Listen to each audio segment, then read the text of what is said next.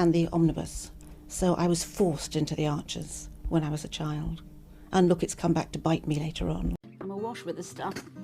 The Archers is the world's longest-running radio show, with more than 15,000 episodes broadcast. Despite being a rural flavour show, The Archers is recorded in the heart of the UK's second-largest city, Birmingham. You're listening to Sunday's episode of The Archers from BBC Radio 4.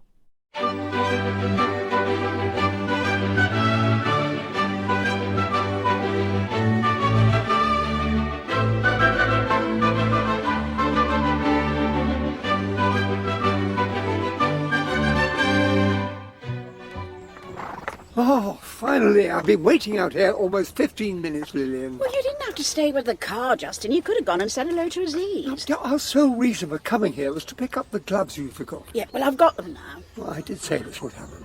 What? That if we went via the stables, we'd never get away. Well, Joanne had a couple of questions, that's all. Oh, meanwhile, our lunch reservation goes out the window. It's only at the Bull, Justin. They'll fit us in whenever. Well, I happen to be starving.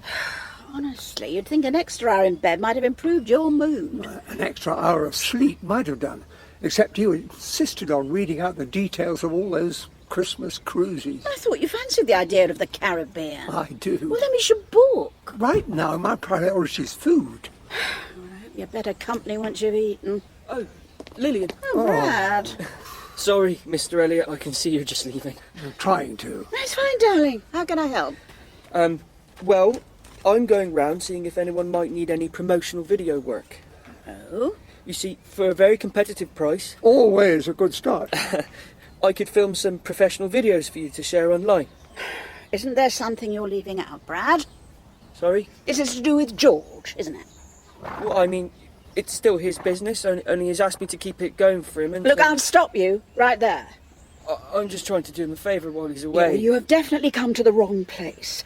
I do realise all the trouble George has caused. Trouble is one word for it. I know he left you and Emma to finish the cantering on videos. And then there is a small matter of him framing Alice for the car crash. I'm really not trying to excuse what he did. Well, the fact is you're wasting your time coming here. Couldn't I just talk you through some options? No. Look, I will not allow any connection between my businesses and George Grundy. Not now, not ever. I think you've got your answer, Brad. Absolutely. Better off touting for business elsewhere. Well, I've been round loads of places already. Only I can't seem to drum up any interest. Well, I'm sorry, Brad, I don't care. Well, I shouldn't have bothered you. No. Anyway, well, I'd best be off. Honestly, the nerve. Well, sweetest, you certainly told him. All I'm saying, my darling, is I think it's right that Harrison's stepping up. He's not ready though, Jolene. I keep telling Oh, you. don't forget, Fallon supported him going part-time in the first place. Now she needs him. I know, but She's taken a big step with this new cafe at the EV charging station. You've seen how excited she is, Kenton. it's not that I'm not pleased for her. Harrison just needs to see Fallon settled with a new business. Then they can reassess things. I can only tell you that he really doesn't want to be working full time. Who does? I don't think the pressure is going to do either of them any good, not in the long run. Then we'll make sure we look out for her. Well, that's what I'm trying to do.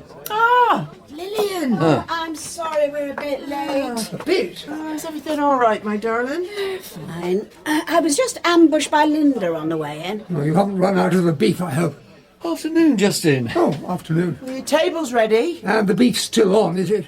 When I last checked. Well, sirloin for me then, Kenton. Oh, look, Justin. What? The kitten's curled up by the fire. She gets everywhere, that one. Do we have a name yet? We're still accepting submissions. Well, then, can I suggest we stop? You've changed your tune. Certain punters are getting quite restless. Certain punters meaning Linda. She says the consensus is it's gone on long enough. We're just not very inspired by the suggestions. Quite a few kids have entered. Linda reckons there's mums and dads desperate for the winner to be announced. Yeah, well, if it ends up being one of the youngsters, we'll have to rethink the prize. I bet the parents would jump at a gallon of ale. It's just so hard to choose, Lilian. Especially from the selection we've got. Pick a name at random then. It's a bit risky, isn't it? Well, that way it's done. What do you reckon? I mean, we have let it drag on a bit. Good, well, I'm glad that's all decided. So it's the sirloin for me, and what are you having, Lilian? Hold on. Now what? We haven't done it yet. Done what? Chosen a name for the kitten. Right now, you mean? You want to pick one this minute? Why ever not? Oh.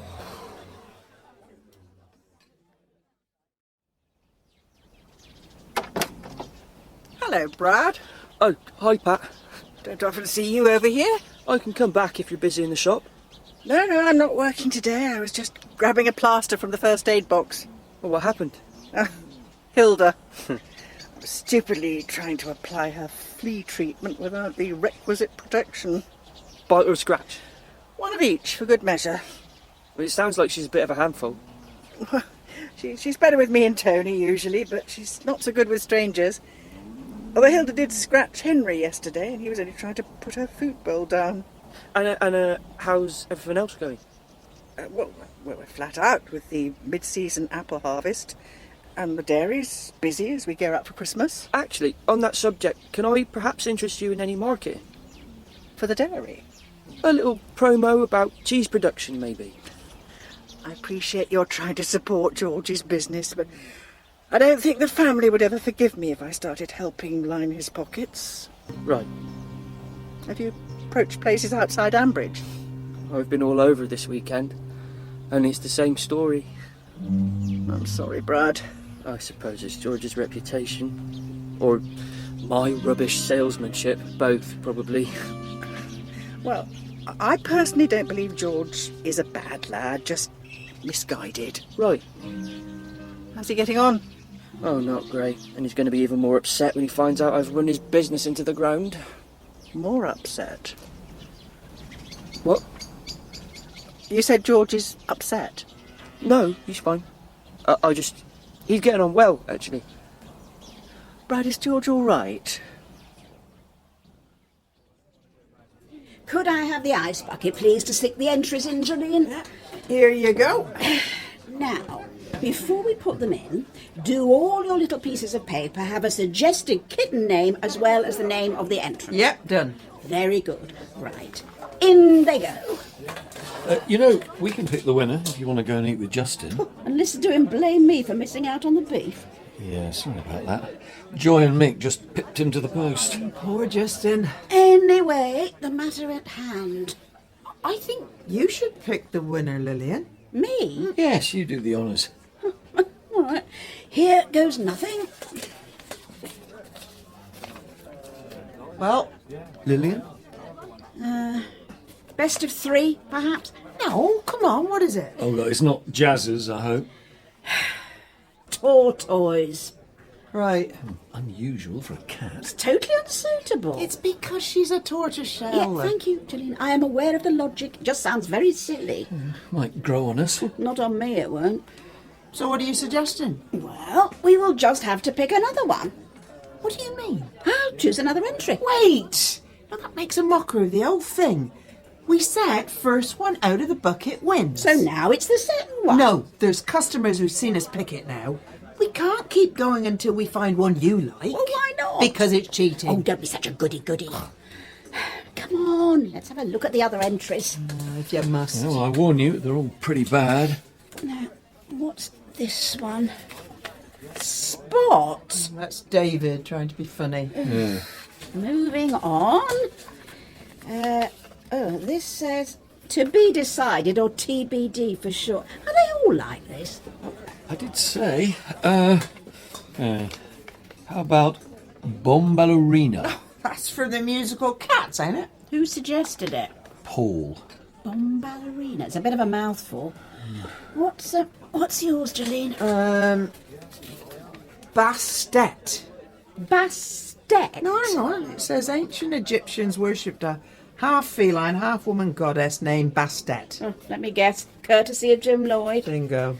Didn't that boy suggest Cheru? Yeah, it's in there somewhere. Well, why not that? Yeah, I could live with Cheru. No, I'm sorry. It's breaking the rules. Hardly election tampering, darling. Imagine if Linda found out we cheated. That's a very good point. We'd never hear the end of it. Well, whose was Tortoise, anyway? Can't remember. Lilian? Jack Archer. Oh, well, that settles it. We ain't cheating an 8-year-old. I guess it's Tortoise then. No, not so loud, my darling. We want to save the big reveal. Well, for the record, I think you're making a mistake. Why don't we announce it on Wednesday lunchtime? It's half term, so the kids are off school. Oh, we should have a little do. Well, I'll give it a miss, I think. Anyway, I've got some other news to share. You might like this better. Oh, yeah? Yes, you remember the collector who was interested in the old Shires ashtray we found? Mm-hmm. Well, he's back from his foreign travels and is coming here tomorrow to view all our Shires memorabilia. You mean a misty mirror and some battered tankards? You never know, Lilian. We could be sitting on a gold mine. I wouldn't hold your breath, darling. Really, Pat, it's nothing. I don't mind, you know, if you want to talk to someone. Just forget it, honestly. But you've seen George. On Friday. And how did you find him? I can't say. Why not? Look, I just want to help his business so he's got something to come back to. I appreciate you're trying to be loyal, Brad. But sometimes you might have to break someone's confidence in order to help them. I can't. Talking to someone impartial might give you a different perspective on things. No, but thank you, Pat. Even so... I'm all George has got at the minute. He does have his family. Have you talked to the Grundys? I told them what George told me to tell them. Won't George talk to them? He ain't even asked them to visit. I hope he's not trying to cope all by himself. I don't know. It sounds like he's inflicting his own brand of punishment. Well, perhaps you could change his mind if George is finding things difficult. Don't tell anyone he is, please. He shouldn't be pushing his family away. Not when they might offer him some comfort. Who says George will listen to me? Well, the fact is you can't carry all of this on your own shoulders. It's all right. Your priority should be university, surely. I'm just trying to balance everything. Well, for both your sake and his, I think you should encourage George to see his parents. I'll try. I'll leave you to get that. Thanks, Pat. You take care of yourself. Hello? Is that right? Speaking? Justin Elliot here. Oh, right. Look, about earlier at the stables. No, actually, that's not the reason I'm calling. No? In fact, I have a little proposition for you. Really? Why don't we meet at the new EV charging station tomorrow at, say, 12 o'clock? Yeah, I could probably do that. Excellent. Can I just ask what it's about? Better I explain everything tomorrow, Brad. I hope that's all right. Okay. Until then, and, mum's the word.